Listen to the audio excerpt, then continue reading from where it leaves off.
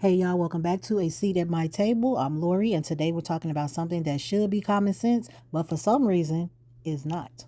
Boundaries. Hey, welcome back. Or if you're new here, welcome to the Soft Life. Now, over here, we do life with style and grace, always real classy based.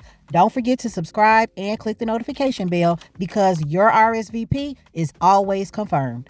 Now, I'm not talking about walls, I'm talking about wisdom. Boundaries are not just shutting people out, they're about deciding who gets to stay in. If the people around you can't handle being told no, not today, or that doesn't feel good to me, then this episode is going to help you reclaim your power. So go ahead, grab your tea, your journal, and let's get into it because at this table, peace is non negotiable.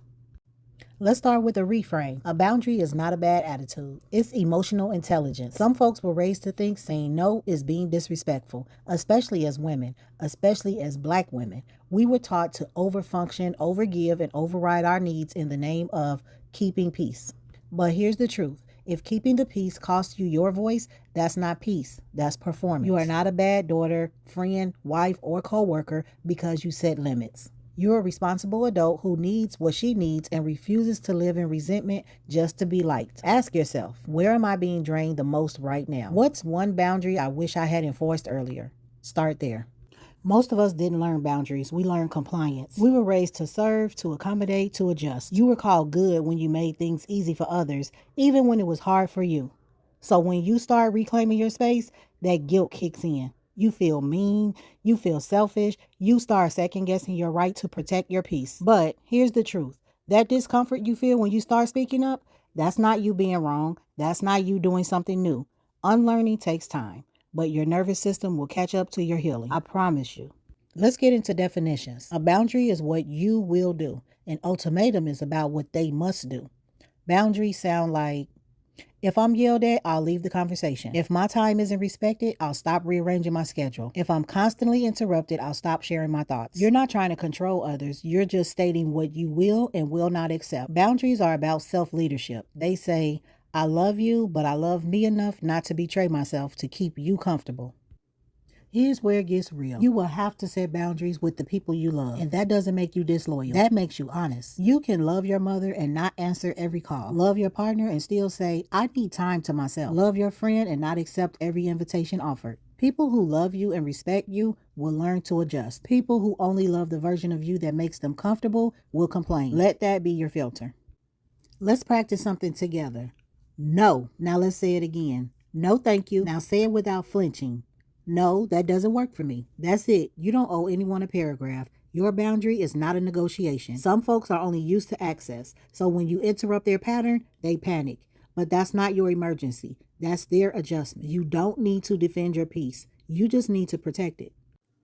Sometimes the boundary is a conversation. Other times it's distance. Not every boundary needs to be announced. Some people know exactly what they're doing. They're just counting on you never doing anything about it. So when the calls stop, the visits slow down, the overextending ends, that's still a boundary. You don't owe everyone continued closeness. Some folks will never respect your peace unless you remove yourself entirely. And when you do, don't explain, don't overpost, just pivot. Quiet peace will always feel like shade to people who benefited from your burnout. Let's talk about the pushback because, it's coming. Some folks will test your boundaries just to see if you're serious. They'll call you sensitive, say you've changed, try to guilt you with, after all I've done for you. Here's how you respond.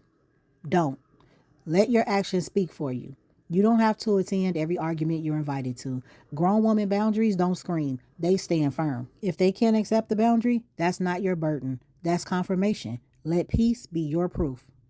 Here's the thing. You can journal all day, repeat affirmations every morning, buy every book, light every candle. But if you still allow people to disrespect you, it's not self-love. It's spiritual decoration. Boundaries are where self-worth becomes a verb. It's the moment you say, I love myself too much to allow this energy in my life. I love myself too much to say yes when I mean no.